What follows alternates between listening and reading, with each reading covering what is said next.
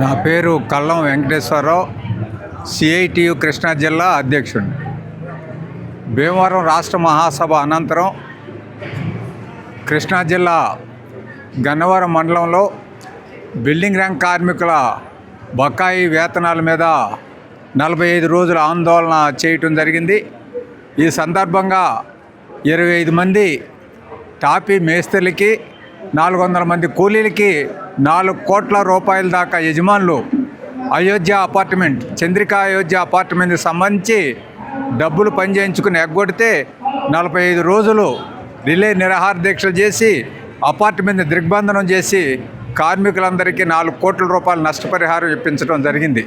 ఈ సందర్భంలో పోలీసుల ద్వారా, ఇతర రాజకీయ నాయకుల ద్వారా కార్యకర్తలు, సిఐటి కార్యకర్తల మీద అనేక నిర్బంధాలను ప్రయోగించేదానికి సీరియస్గా ప్రయత్నం చేశారు. అన్ని నిర్బంధాలను ఎదుర్కొని నష్టపరిహారం ఇచ్చేంత వరకు ఆందోళన పోరాటం చేయటం ఫలితంగా యాజమాన్యం దిగొచ్చి అక్కడ ఉన్నటువంటి కార్మికులకి నష్టపరిహారం ఇవ్వటం జరిగింది.